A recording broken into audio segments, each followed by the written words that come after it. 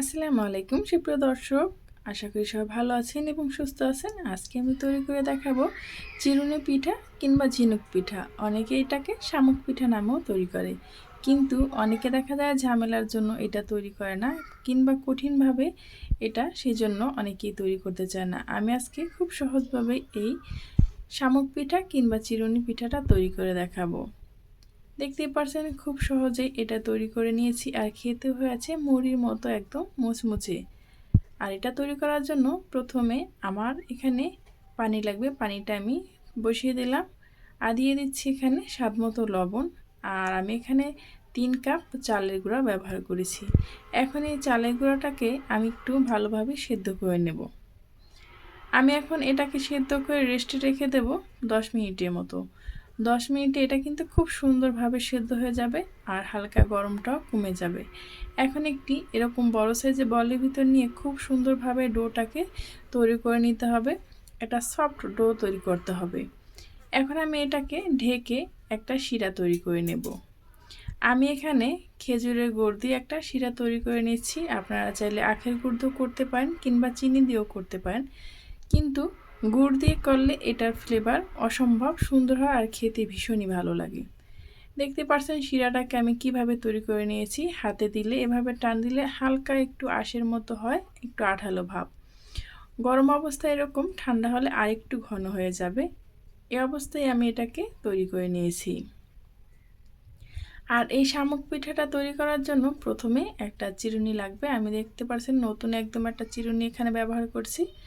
আর যেই ডোটা আগে থেকে তৈরি করে রেখেছিলাম সেটা এখান থেকে একটুখানি নিয়ে হাতের মাঝখানে এভাবে করলেই কিন্তু এই তো হয়ে গেছে। আমি এটা ভিতর থেকে তৈরি করেছি, আপনারা চাইলে এটা বাইরে থেকেও তৈরি করতে পারেন। এইভাবে হাতের ভিতর রেখে ডলা দিলেই চিরুনিটা দিয়ে এভাবে কিন্তু চিরুনি পিঠাটা তৈরি হয়ে যায়। এই একই প্রসেসে আমি কিন্তু সবগুলো পিঠা তৈরি করে নেব। আর এই পিঠাগুলো বানানোর একটা টিপস আছে, সেটা ফলো করলেই কিন্তু আপনাদের পিঠা কুড়মুড়ে একদম মুড়ির মতো মুচমুচে হবে। এখন আমি এই পিঠাগুলো তেলে ভেজে নিচ্ছি। হালকা যখন তেলটা গরম হয়ে যাবে তখন আমি এই পিঠাগুলো এখানে আস্তে আস্তে ছেড়ে দেব। এই পর্যায়ে এসে এখনও যারা লাইক দেননি, প্লিজ একটি লাইক দিয়ে ভিডিওটি কন্টিনিউ করবেন। আমার এই ভিডিওর কোনো অংশ যদি আপনাদের কাছে ভালো লেগে যায় তাহলে চ্যানেলটি সাবস্ক্রাইব করে পাশে থাকা বেল আইকনটা ক্লিক করে রাখবেন, যাতে করে এরকম সহজ রেসিপি আপলোড করা মাত্রই আপনার কাছে নোটিফিকেশন পৌঁছে যায়।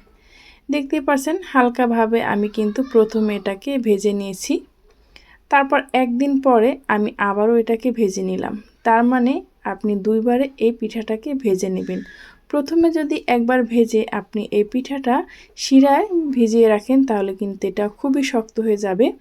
আর দুইবারে যদি আপনি এভাবে পিঠাটাকে ভেজে নেন তাহলে এটা কুড়মুড়ে এবং মুচমুচে হবে। যতক্ষণ আপনি শিরায় ভিজিয়ে রাখেন কোনো সমস্যা নেই, এটা কিন্তু শক্ত হয়ে যাবে না। এই পিঠাটাকে অবশ্যই কিন্তু দুইবার ভেজে নিতে হবে। আপনাদের হাতে সময় কম থাকলে সকালে ভেজে আবার কিন্তু বিকেলে এটাকে ভেজে নিতে পারেন। এখন আমি যেই শিরাটা তৈরি করে রেখেছিলাম সেই শিরার ভিতরে কিন্তু পিঠাগুলো আমি দিয়ে দিচ্ছি। এরকম ভালোভাবে নেড়ে চেড়ে আমি 10 মিনিট এটাকে শিরার ভিতরে ভিজিয়ে রেখেছিলাম। তারপর আমি এভাবে ছাঁকনির সাহায্যে এটাকে খুব সুন্দরভাবে শিরাটাকে ঝরিয়ে নিচ্ছি। এই তো আমার কিন্তু চিরুনি পিঠাটা তৈরি হয়ে গেছে। আর এটা কিন্তু একদম ক্রিস্পি হয়েছে, হাতের ভিতর দিয়ে চাপ দিলেই কিন্তু একদম মিলিয়ে যায় কুড়মুড়ে। এই পর্যন্ত আমার সাথে যারাই ছিলেন তাদেরকে জানাই অসংখ্য ধন্যবাদ। আল্লাহ হাফেজ।